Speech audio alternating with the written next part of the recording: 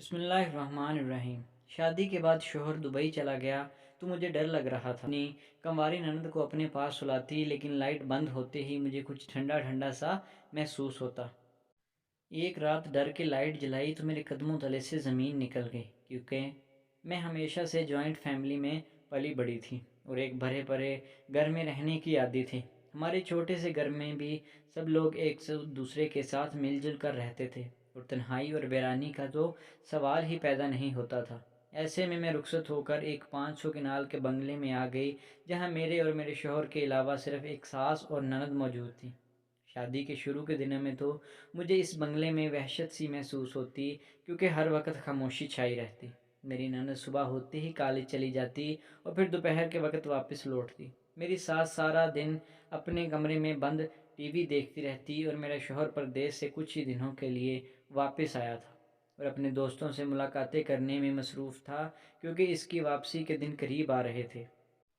گھر میں چند ایک ملازمین تھے جو سارا کام کاج کرتی اور پھر اپنے گھر کو لوٹ جاتی۔ جب میری شادی فراز سے ہو رہی تھی تو میرے خاندان والے مجھے خوش قسمت قرار دے رہے تھے، اور میں بھی یہ سوچ کر خوش تھی کہ اب مجھے اتنا شور شرابے سے نجات مل جائے گی۔ فراز کی آسٹریلیا میں بہت ہی بہترین نوکری تھی اور وہ یہاں کچھ دنوں کی چھٹی پر آیا تھا، جب اسے میں ایک شادی میں پسند آ گئی اور اس نے اپنی ماں سے کہہ کر میرے لیے رشتہ بھیج دیا۔ فراز کے پاس کسی چیز کی کمی نہ تھی، نوکری بھی اچھی تھی اور خاندان بھی۔ وہ خود بھی دکھنے میں بہت ہی خوش شکل اور خوش مزاج تھا، اسی لیے میرے ابا نے فوراً ہی رشتے کے لیے ہاں کر دی۔ گھر میں موجود میرے سارے ہی کزن میری خوش قسمتی پر حیران تھے۔ میں کوئی بہت خوبصورت لڑکی نہیں تھی، لیکن نہ جانے فراز کو مجھ میں ایسی کون سی بات نظر آ گئی کہ وہ پہلی ہی نظر میں اپنا دل ہار بیٹھا تھا۔ ایک چھوٹی سی رسم کے بعد ہم دونوں کی شادی 15 دنوں کے اندر ہی کر دی گئی۔ دونوں طرف ہی مالی مشکلات نہ تھی، اس لیے شادی کرنے میں کسی بھی قسم کی پریشانی نہ تھی۔ وہ کہتے ہیں نا کہ نہ پیسہ پھینک تماشا دیکھ، بالکل ایسے ہی میرے ابا نے بھی پیسے کے بل پر سارے انتظامات کر لیے تھے۔ میں اپنے ابا کی بڑی بیٹی تھی، اس لیے کسی چیز میں کوئی کمی نہ رکھی گئی، اور اماں ابا نے دل کھول کر شادی پر پیسے خرچ کیے۔ فراز بھی اپنی ماں کا اکلوتا بیٹا تھا، اسی لیے انہوں نے بھی شادی کی تیاری میں کوئی کسر نہ چھوڑی تھی، اور میرے لیے ایک سے بڑھ کر ایک جوڑا بنایا گیا تھا۔ اپنی برات والے دن میں دلہن بنی بہت ہی اچھی لگ رہی تھی۔ نکاح کے بعد جب مجھے فراز کے ہمراہ بٹھایا گیا تو کسی نے ہی ہماری جوڑی کی تعریف کی ہوگی، اور چاند سورج کی جوڑی سے تشبیہ دی جاتی تھی۔ میں رخصت ہو کر فراز کے گھر آئی تو اتنا بڑا بنگلہ دیکھ کر میں حیران رہ گئی۔ میرا اور فراز کا کمرہ میرے آدھے گھر کے برابر تھا۔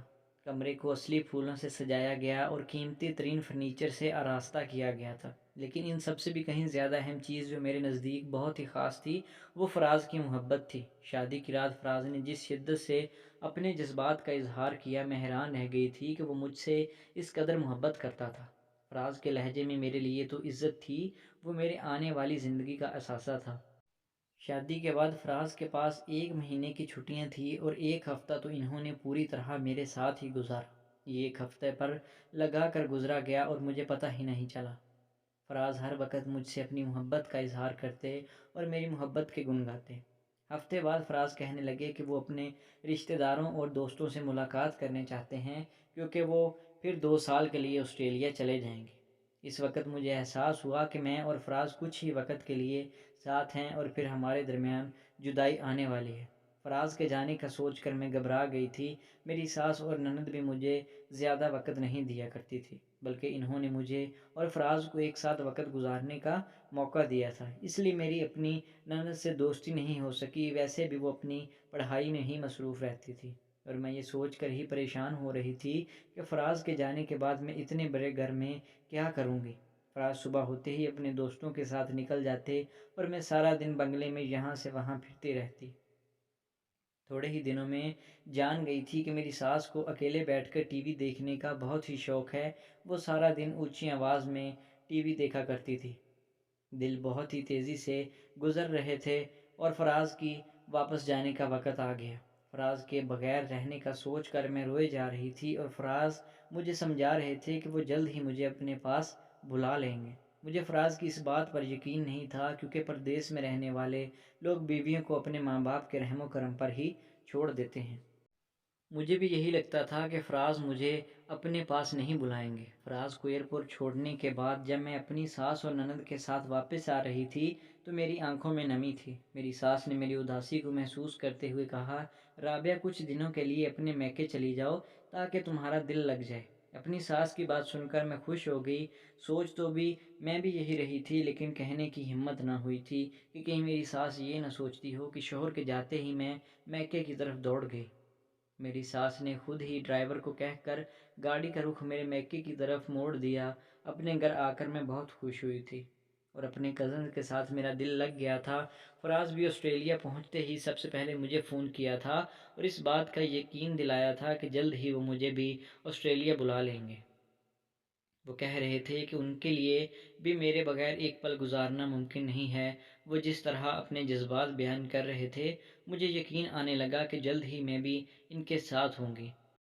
مجھے میکے میں ایک ہفتہ ہو چکا تھا اور میری ماں چاہتی تھی کہ اب میں واپس اپنے سسرال چلی جاؤں۔ وہ بار بار کہہ رہی تھی، اگر تمہاری ساس نے تمہیں خوشی خوشی یہاں چھوڑ دیا ہے تو اس کا ہرگز مطلب نہیں کہ تم میکہ آباد کر کے بیٹھ جاؤ۔ اب وہ تمہارا گھر ہے اور تمہیں واپس جانا ہوگا۔ اماں کی بات سن کر میرا منہ لٹک گیا تھا۔ میرے سسرال میں کوئی بھی نہ تھا اور میں وہاں سارا دن اکیلے کیا کرتی، لیکن میری اماں یہ بات سمجھنے کو راضی ہی نہیں تھی۔ مجبوراً میں نے ابا کو کہہ دیا کہ رات کو مجھے واپس میرے سسرال چھوڑ دیں، اور میں اپنے ابا کے ساتھ واپس اپنے سسرال آ گئی۔ سارا بنگلہ خالی پڑا ہوا تھا۔ میری ساس اور نند اپنے اپنے کمرے میں تھیں۔ میں نے اپنی ساس کے کمرے میں جا کر انہیں اپنی آمد کی اطلاع دی تو وہ مجھے دیکھ کر خوش ہو گئیں اور کہنے لگی، ابھی تم سو جاؤ، ناشتے کی ٹیبل پر ملتے ہیں۔ وہ کوئی ترکش ڈرامہ دیکھنے میں پوری طرح مگن تھی اور انہیں مجھ سے دلچسپی نہ تھی۔ میں ایک نظر ان پر ڈال کر ان کے کمرے سے باہر نکل آئی اور اپنے کمرے میں آ کر بیٹھ گئی، لیکن تھوڑی ہی دیر میں میرا دل عجیب سا ہونے لگا۔ گھر میں چھایا سناٹا مجھے وحشت ناک لگ رہا تھا۔ میں پہلی دفعہ رات کے وقت اپنے کمرے میں اکیلی تھی اور آج مجھے پتہ چلا کہ مجھے اکیلے پن سے ڈر لگتا ہے۔ میرے میکے میں تو اپنے کمرے میں بیٹھ کر بھی باہر سے آنے والی آوازوں سے جان نہیں چھوٹتی تھی۔ کبھی تائی کا جھگڑا اور کبھی چچی ہنس ہنس کر چچا کو دن بھر کے قصے سناتی۔ وہ آوازیں جو کبھی مجھے پریشان کرتی تھی، آج مجھے ان آوازوں کی کمی محسوس ہو رہی تھی۔ ایک لڑکی کے لیے اپنا گھر بار چھوڑنا کتنا مشکل ہوتا ہے، اس بات کا اندازہ شاید کوئی مرد کبھی نہیں لگا سکتا۔ میری آنکھوں میں آنسو آ رہے تھے اور مجھے اپنے گھر کی یاد ستانے لگی۔ کچھ دیر تو میں یہاں سے وہاں ٹہل کر خود پر قابو پانے کی کوشش کرنے لگی، لیکن اس کے بعد ایک خوف مجھ پر حاوی ہو گیا اور میرے لیے اپنے کمرے میں رکنا بھی مشکل ہو گیا۔ سردیوں کے دن تھے، لیکن خوف کے مارے میرا جسم پسینے میں شرابور ہو گیا۔ مجھے اپنے کمرے کی کھڑکی پر کچھ سائے سے محسوس ہو رہے تھے، جبکہ یہ کھڑکی گھر کے باغیچے میں کھلتی تھی اور اتنی سردی میں تو کوئی رات کی اس پہر باغیچے میں جانے سے رہا۔ میری ساس اور نند تو اپنے اپنے کمروں میں تھیں۔ میں فوراً ہی اپنے کمرے سے نکل کر اپنی نند کے دروازے پر پہنچ گئی اور دروازہ زور زور سے پیٹنے لگی۔ کافی دیر بعد اس نے دروازہ کھولا اور مجھے دیکھ کر حیرت سے پوچھنے لگی کہ بھابھی آپ گھر کب واپس آئیں؟ میں روتے ہوئے اس کے گلے لگ گئی۔ ہما، مجھے اکیلے ڈر لگتا ہے اور میں اکیلے کمرے میں بالکل بھی نہیں سو سکتی۔ تم میرے ساتھ میرے کمرے میں چلو اور وہیں سو جاؤ۔ میری بات سن کر ہما نے حیرت سے سر سے پیر تک میرا جائزہ لیا اور کہنے لگی، بھابھی آپ تو بالکل چھوٹے بچوں کی طرح ڈر رہی ہیں۔ کچھ نہیں ہوتا، آپ آرام سے کمرہ بند کر کے سو جائیں۔ میں نے ہما کے آگے منتیں شروع کر دی، کیونکہ مجھے معلوم تھا کہ میں لاکھ کوششیں کر لوں لیکن اکیلے کمرے میں کچھ سیکنڈ سے بھی زیادہ گزار نہیں سکوں گی۔ مجبوراً ہما اپنا کمرہ لاک کر کے میرے کمرے میں چلی آئی۔ ہما کے کمرے میں آ جانے سے مجھے حوصلہ مل گیا اور میں سکون سے لائٹ بند کر کے بستر پر لیٹ گئی۔ ہما بھی مجھ سے کچھ دوری پر سونے کے لیے لیٹ چکی تھی۔ اس نے پہلے ہی کہہ دیا تھا کہ میں بہت تھکی ہوئی ہوں، اس لیے رات میں مجھے تنگ نہ کریے گا۔ اس کے امتحان ہو رہے تھے اور وہ دیر سے سوتی اور جلدی اٹھ جاتی تھی، اس لیے میرے برابر میں لیٹنے ہی سے اس نے آنکھ بند کر لی۔ تھوڑی دیر میں مجھے نیند آنے لگ گئی، لیکن اچانک ہی نیند میں مجھے کچھ ٹھنڈا ٹھنڈا سا محسوس ہوا۔ خوف کے مارے میری ریڑھ کی ہڈی سنسا گئی تھی۔ کمرے میں ہیٹر چل رہا تھا اور ایسے میں ٹھنڈک کا احساس کیسے ہو سکتا ہے؟ پہلے میں نے سوچا کہ ہما کو آواز دے کر اٹھا دوں، لیکن پھر مجھے عجیب سی شرمندگی محسوس ہونے لگی۔ ہما میری چھوٹی نند تھی، وہ میرے بارے میں کیا سوچتی کہ بھابھی اتنی زیادہ ڈرپوک ہیں کہ مجھے اپنے ساتھ سلانے کے باوجود بھی ڈر رہی ہیں۔ خفت کے احساس سے میں نے ہما کو آواز نہیں دی، بلکہ اپنی جگہ پر خاموشی سے لیٹی رہی۔ جتنی دعائیں اور آیتیں مجھے یاد تھیں میں نے سب کو پڑھ لیا، اور اس کے بعد نہ جانے مجھے کب نیند آ گئی۔ صبح میری آنکھ کھلی تو ہما صوفے پر بیٹھی پڑھائی کر رہی تھی اور دن چڑھ چکا تھا۔ مجھے جاگتا ہوا دیکھ کر ہما کہنے لگی، بھابھی اب اگر آپ کو ڈر نہیں لگ رہا تو میں اپنے کمرے میں چلی جاؤں؟ میں نے شرمندگی سے مسکراتے ہوئے کہا، ہاں چلی جاؤ، لیکن ہر رات اسی طرح میرے کمرے میں آ کر سو جانا۔ ہما نے ایک افسوس بھری نظر مجھ پر ڈالی اور کمرے سے چلی گئی۔ دن میں فراز کا فون آیا تو میں نے اسے بتایا کہ رات میں مجھے خوف کے مارے پریشان ہوتی ہوں میں۔ میری بات سن کر وہ زور زور سے ہنستے ہوئے کہنے لگے کہ ہم سالوں سے اسی بنگلے میں آباد ہیں، اسی لیے فکر کی کوئی بات نہیں۔ تھوڑی دیر وہ مجھ سے پیار بھری باتیں کرتے رہے۔ وہ مجھ سے ملنے کے لیے بے قرار تھے اور کہہ رہے تھے کہ جلد ہی سارا بندوبست ہو جائے گا اور پھر ہم ایک ساتھ ہوں گے۔ کچھ دیر بات چیت کرنے کے بعد فراز نے فون بند کر دیا۔ باقی کا سارا دن میں ملازماؤں کے ساتھ پیچھے پیچھے ان کے سارے کام کی نگرانی کرواتی رہی۔ میں خود کو مصروف کرنا چاہتی تھی، اس لیے میں گھر کے ایک کام میں دلچسپی لے رہی تھی۔ میرے پاس کرنے کے لیے اور کوئی کام تھا بھی نہیں، اسی لیے میں نے ملازماؤں کا پیچھا اٹھا لیا اور ان سے گھر کا ایک ایک کونا صاف کروایا۔ مجھے اپنی ساس پر حیرت ہو رہی تھی، جو سارا وقت ٹی وی کے آگے مگن بیٹھی رہتی اور انہیں گھر کی بھی کوئی فکر نہ ہوتی۔ فراز اپنے پیسے اپنے ایک دوست کے اکاؤنٹ میں بھیجتے تھے اور اسی نے ہمارے گھر کے سارے انتظامات سنبھال رکھے تھے۔ گھر کا راشن لانے سے لے کر ملازمان کو پیسے دینے کی ذمہ داری سب کچھ اسی کے ہاتھ میں تھا۔ شروع میں تو اس بات پر میں بہت حیران تھی کہ ایک غیر آدمی ہمارے گھر کا نظام چلا رہا ہے، لیکن آہستہ آہستہ مجھے احساس ہوا کہ فراز کی ماں کو نہ ہی گھر کے بارے میں کچھ معلوم تھا اور نہ ہی وہ اس قابل تھی کہ پیسے سنبھال کر گھر چلاتی۔ وہ ایک فضول خرچ عورت تھی، ان کے ہاتھ میں جتنا پیسہ آتا وہ اڑا دیتی تھی۔ ہما میرے ساتھ سونے کے لیے چلی آتی، لیکن جیسے ہی لائٹ بند کر کے سوتی مجھے کچھ ٹھنڈا ٹھنڈا سا احساس ہوتا اور اس کے بعد مجھے بہت دیر تک نیند ہی نہ آتی تھی۔ ایک دن میں نے ہما سے ہمت کر کے پوچھ لیا، کیا تمہیں بھی رات کو کچھ ٹھنڈا ٹھنڈا محسوس ہوتا ہے؟ میری بات سن کر ہما نے ایک نظر مجھ پر ڈالی اور کہنے لگی کہ کمرے میں ہیٹر آن ہوتا ہے، ٹھنڈا ٹھنڈا احساس کیسے ہو سکتا ہے؟ ہما کی بات سن کر میں خاموش ہو گئی تھی، لیکن میرے دل میں ایک عجیب سی ہلچل مچ گئی تھی۔ اتنا تو مجھے یقین تھا کہ مجھے کسی بھی طرح کا وہم نہیں ہوا تھا، بلکہ کوئی نہ کوئی ایسی چیز ضرور تھی جس کی وجہ سے مجھے ٹھنڈک کا احساس ہوتا تھا۔ میں نے فیصلہ کر لیا تھا کہ میں خود ہی اس بات کی تہہ تک پہنچوں گی۔ اگلے دن جیسے ہی میں کمرے کی لائٹ بند کر کے لیٹی تو کچھ ہی دیر میں مجھے دوبارہ سے کمرے میں ٹھنڈک کا احساس ہوا اور میں نے ہمت کر کے فوراً ہی کمرے کی لائٹ جلائی تو میرے ہوش اڑ گئے، کیونکہ میرے سامنے جو منظر تھا وہ ہوش اڑا دینے والا تھا۔ میرے کمرے کی وہ کھڑکی جو باغیچے میں کی طرف کھلتی تھی وہ کھلی ہوئی تھی اور ایک سایہ سا مجھے نظر آ رہا تھا، جبکہ مجھے اچھی طرح یاد تھا کہ میں نے سونے سے پہلے اس کھڑکی کو بند کر دیا تھا۔ میں نے فوراً ہی پلٹ کر بستر پر سوئی اپنی نند کی طرف دیکھا تو میں حیران رہ گئی تھی، کیونکہ ہما اپنے بستر پر موجود نہیں تھی۔ میں نے ڈرتے ڈرتے کمرے کی کھڑکی سے باہر جھانکا تو ہما باغیچے میں کسی لڑکے کے ساتھ کھڑی تھی۔ میں جسے سایہ سمجھ کر خوف کھا رہی تھی وہ اس لڑکے کا سایہ تھا۔ ہما کی نظر جیسے ہی میرے چہرے پر پڑی تو اس کے چہرے کا رنگ اتر گیا۔ وہ لڑکا مجھے دیکھتے ہی باغیچے سے بھاگ نکلا۔ ہما واپسی اسی کھڑکی کے ذریعے کمرے میں واپس آ گئی تھی۔ جو ٹھنڈا ٹھنڈا احساس مجھے محسوس ہو رہا تھا اس کھڑکی سے آنے والی ہوائیں تھیں، جنہوں نے کمرے میں موجود ہیٹر کی گرمی کو ختم کر دیا تھا۔ میں نے ہما کے چہرے کی طرف دیکھتے ہی پوچھا، یہ سب کیا ہے؟ وہ آدھی رات کو کس لڑکے کے ساتھ تھی؟ ہما نے روتے ہوئے بتایا کہ وہ شایان سے محبت کرتی ہے اور شایان اس کی پھپھو کا بیٹا ہے، لیکن میرے سسر یعنی ہما کے بابا کے انتقال کے بعد میری ساس نے اپنے سسرال والوں سے قطع تعلق کر لیا تھا اور ہر رشتہ ختم کر دیا، لیکن ہما اور شایان بچپن سے ہی ایک دوسرے کو پسند کرتے تھے، اس لیے وہ دونوں اس قطع تعلق کو برداشت نہ کر سکے اور چھپ کر ملاقات کرنے لگے۔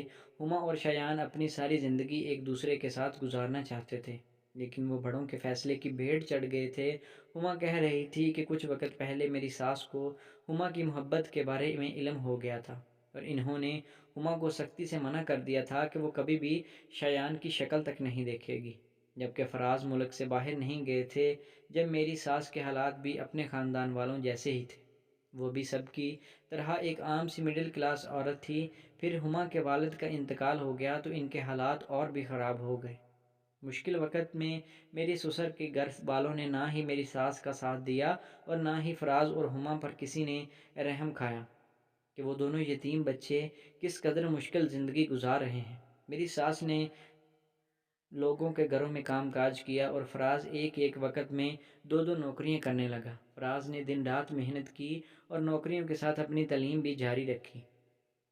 قسمت نے پلٹا کھایا اور فراز کا ایڈمیشن آسٹریلیا کی ایک یونیورسٹی میں اسکالرشپ پر ہو گیا۔ فراز کی محنت اور لگن کو دیکھتے ہوئے فراز کی یونیورسٹی نے سارا خرچہ اٹھایا تو میری ساس نے بھی فراز کو نہ روکا اور ہمت کر کے انہیں باہر بھیج دیا۔ فراز نے آسٹریلیا میں پڑھائی کے ساتھ ساتھ چھوٹی چھوٹی نوکری شروع کر دی اور ویسیں سے میرے سسرال کے حالات بدلنا شروع ہو گئے، لیکن رشتوں کو لے کر جو تلخی میری ساس کے دل میں پیدا ہو گئی تھی وہ کبھی نہیں مٹ سکتی تھی۔ انہوں نے خود کو ہر شے سے دور کر لیا تھا اور کمرے کی حد تک محدود رہتی تھی۔ وہ اپنا سارا وقت ٹی وی دیکھتے ہی گزارتی تھی۔ فراز کی ڈگری مکمل ہوئی تو ان کی آسٹریلیا میں بہت ہی اچھی نوکری لگ گئی اور میری ساس نے بھی انہیں یہ سوچ کر واپس نہیں بلایا کہ یہاں ان کے لیے کچھ بھی نہیں رکھا۔ جو فراز کے ددیال کے رشتہ دار تھے وہ بھی پیسہ دیکھ کر واپس آ گئے، لیکن میری ساس نے کسی کو بھی دوبارہ اپنی زندگی میں آنے کی اجازت نہ دی۔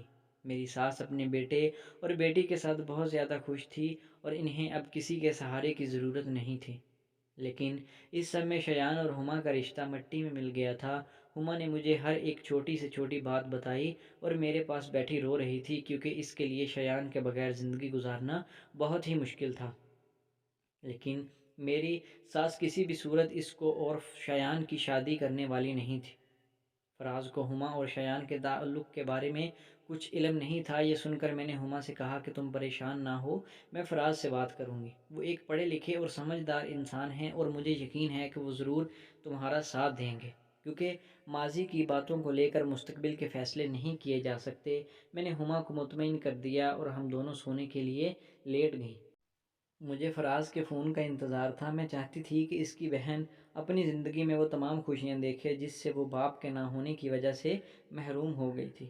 اگلے ہی دن میں نے فراز کو فون پر ساری حقیقت بتا دی، جسے سن کر وہ دنگ رہ گیا کیونکہ ہما نے کبھی ان سے اس بارے میں کوئی بات نہیں کی تھی۔ فراز نے مجھے بتایا کہ شایان بہت ہی اچھا اور نیک لڑکا ہے۔ فراز جب بھی پاکستان واپس آتے ہیں وہ ان سے مل کر ضرور جاتے ہیں اور ماضی کی کسی بات کا ذکر ہمارے درمیان نہیں ہوتا۔ ضروری نہیں کہ ماں باپ کی غلطیوں کا بوجھ ان کی اولاد کو بھی اٹھانا پڑے۔ اگر شایان اور ہما ایک دوسرے سے محبت کرتے ہیں تو اسی رشتے میں کوئی قباحت نہیں۔ شایان ایک محنتی اور خوددار لڑکا ہے اور وہ ہما کو یقیناً خوش رکھے گا۔ فراز کی بات سن کر میں نے خوش ہو گئی اور انہوں نے واقعی ایک پڑھے لکھے اور سمجھدار بھائی ہونے کا ثبوت دیا تھا، اور وہ کہہ رہے تھے کہ میری ماں کو لوگوں کے رویوں اور لہجوں نے بہت زیادہ تلخ بنا دیا ہے، لیکن وہ اندر سے بہت نرم دل رکھتی ہیں، اس لیے وہ خود اپنی ماں سے بات کرے گا۔ اس کی ماں کبھی اپنے بچوں کی خوشیوں کے خلاف نہیں جائے گی۔ کچھ دنوں بعد فراز نے اپنی ماں کو شایان اور ہما کے رشتے کے لیے منا لیا اور ہما نے مجھے اکیلے کمرے میں سونا بھی سکھا دیا۔ فراز جو 2 سال بعد واپس آنے والے تھے وہ 6 مہینے میں ہی پلٹ کر واپس آ گئے اور انہوں نے اپنے ہاتھوں سے ہما کی دھوم دھام سے شادی کی تھی۔ وہ میرا اور اماں کا ویزا ساتھ ہی لے کر آئے تھے اور اب ہم تینوں ایک ساتھ جہاز میں بیٹھے آسٹریلیا کے لیے اڑان بھر رہے تھے۔ کبھی کبھی میں یہ سوچتی کہ نہ جانے میں نے کون سی نیکی کی تھی جو فراز میری زندگی کا حصہ بن گئے۔ وہ ایک پڑھے لکھے اور قابل انسان تھے جس کو رشتوں کا احترام کرنا آتا تھا، اور میرے لیے مال و دولت اور پیسے سے کہیں زیادہ اہم بات تھی کہ فراز کو رشتے نبھانے آتے تھے۔ زندگی بہت چھوٹی سی ہے، ماضی کی باتوں کو لے کر حال اور مستقبل کے فیصلے کرنا انسان کی بے وقوفی ہے۔ جو کچھ بڑوں نے کر دیا اس کو بچوں میں منتقل کرنا ایک سفاکانہ عمل ہے جس سے رشتے ہمیشہ کے لیے ختم ہو جاتے ہیں۔ اپنے بچوں کو رشتوں کا احساس کرنا سکھائیں اور رشتوں کو نبھاتے رہیے۔ مجھے بھی ہر رشتے کا احساس اسی وقت ہوا جب میں اپنی جوائنٹ فیملی سے نکل کر ایک بڑے سے بنگلے میں تنہا ہو گئی۔ تو دوستو، آپ کو آج کی کہانی کیسی لگی؟ امید ہے کہ ویڈیو پسند آئی ہوگی۔ اگر ویڈیو اچھی لگی تو ہمارے چینل کو سبسکرائب کریں۔ ملتے ہیں نیکسٹ ویڈیو میں، تب تک کے لیے اللہ حافظ۔